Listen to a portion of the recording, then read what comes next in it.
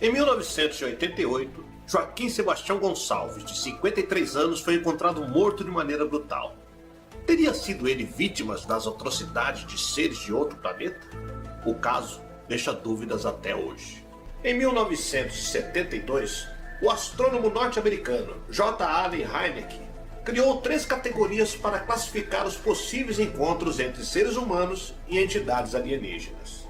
Assim, o simples avistamento de um OVNI passou a ser identificado como contato imediato do primeiro grau, enquanto casos onde os OVNIs deixaram marcas de suas passagens ou rastros de pouso eram chamados de contatos imediatos do segundo grau, sendo que os avistamentos de extraterrestres fora do ambiente de sua nave eram classificados como contatos imediatos do terceiro grau.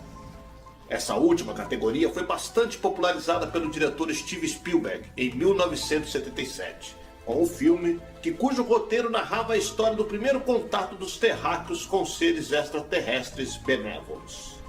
Entretanto, os supostos casos de avistamento de objetos ou entidades alienígenas nem sempre ocorriam de maneira pacífica, como no filme de Spielberg. Assim, uma nova categoria foi acrescentada à lista de Hynek, uma na qual a testemunha do avistamento não saía ilesa.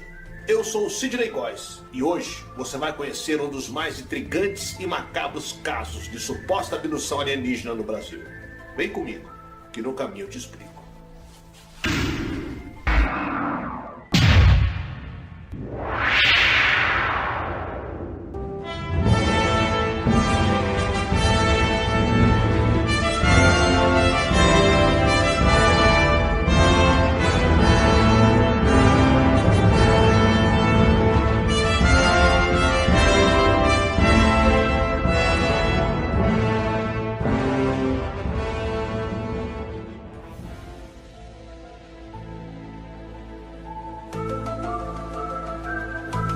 Era um dia claro de primavera. Joaquim Sebastião Gonçalves acordou cedo, com a intenção de tirar o dia para pescar na represa Billings. Tomou o ônibus até o Jardim Recanto do Sol, na região do Grajaú, em São Paulo. Chegando ao local, o pescador se embrenhou por uma das trilhas e logo deu com um dos braços da represa Billings. Longe da vista de outras pessoas, o pescador se despiu, como usualmente fazia, ficando apenas de cueca. Dobrou cuidadosamente as roupas e escondeu no meio da mata. Entrou na água rasa portando apenas seus apetrechos de pescaria.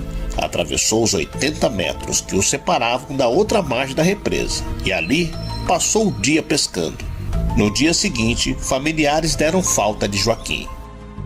Durante aquela semana, um garoto local que caminhava a esmo pela mata caçando passarinhos com seu estilingue avistou um cadáver em uma ilhota repleta de urubus. Fugiu aos tropeços de lá. Avisou moradores nas proximidades que imediatamente acionaram a polícia.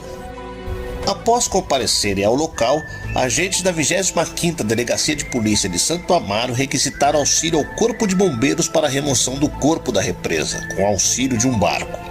A princípio, dado o estado do corpo e a ausência de documentos que o identificassem, foi dado como indigente. Somente algumas semanas depois, o corpo foi identificado. Informações adicionais dos familiares deram conta de que Joaquim tinha 53 anos de idade, sofria de epilepsia, tomava remédio controlado, mas lamentavelmente bebia muito. Tanto o relatório oficial da Polícia Civil como o laudo do Instituto Médico Legal de São Paulo concluíam o mesmo. A mistura do medicamento com o álcool fez com que a vítima sofresse um mal súbito. Desmaiado, sem ninguém para socorrê-lo em meia mata, ficou à mercê de ratos e aves de rapina e foi parcialmente devorado pelos predadores. Erroneamente, registraram ainda que o corpo havia sido localizado na represa Guarapiranga. À época, talvez por se tratar de pessoa desconhecida, alguns dos mais intrigantes aspectos do caso passaram despercebidos pela imprensa e não foram devidamente esclarecidos. Dada a sua estranheza e o desinteresse dos familiares, os responsáveis legais opinaram por finalizar a investigação. E assim, o caso permaneceu encerrado até setembro de 1993, quando a revista UFO, em sua edição número 25, publicou o estranho caso da represa Guarapiranga, com uma temida sequência das mutilações de animais, investigada pela pesquisadora Encarnación Zapata Garcia. Um ano depois, na edição 32 da revista, um novo artigo da pesquisadora vinha levantar dúvidas sobre alguns dos pontos mais inverossímeis e controversos dos laudos oficiais. O caso foi noticiado posteriormente pelo jornal Notícias Populares em abril de 1997 e na revista Extra em agosto do mesmo ano. Fato que, não obstante o sensacionalismo exagerado dos semanários, levantou perguntas ainda mais intrigantes. Poucas foram devidamente elucidadas.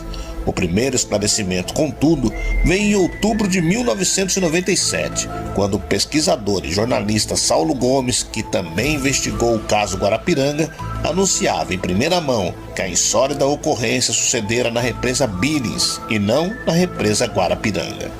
O que jamais foi explicado, tanto pela perícia legal como pela causuística ufológica, está fartamente documentado e registrado nos laudos do IML, com fotografias coloridas, tão hórridas quanto intrigantes e que desafiam e constrangem as mais abalizadas opiniões. O corpo de delito descreve que o cadáver de Joaquim foi encontrado vestido apenas com a cueca, não obstante com diversas mutilações, e que a causa-morte foi hemorragia e múltiplos traumatismos. O cadáver estava sem os olhos, sem as orelhas, sem os lábios, sem o saco escrotal sem o ânus, bem como todo o sistema digestivo e alguns órgãos. Todos os ferimentos e mutilações estavam cauterizados. Segundo o laudo, é sugestiva de modus operandi a incisão em partes moles em orifícios naturais mediante aspiração.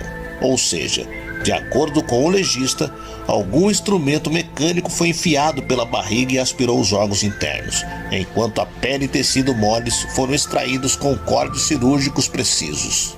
O mais alarmante de tudo é que o corpo apresentava sinais de reações vitais. Joaquim ainda estava vivo enquanto tudo acontecia.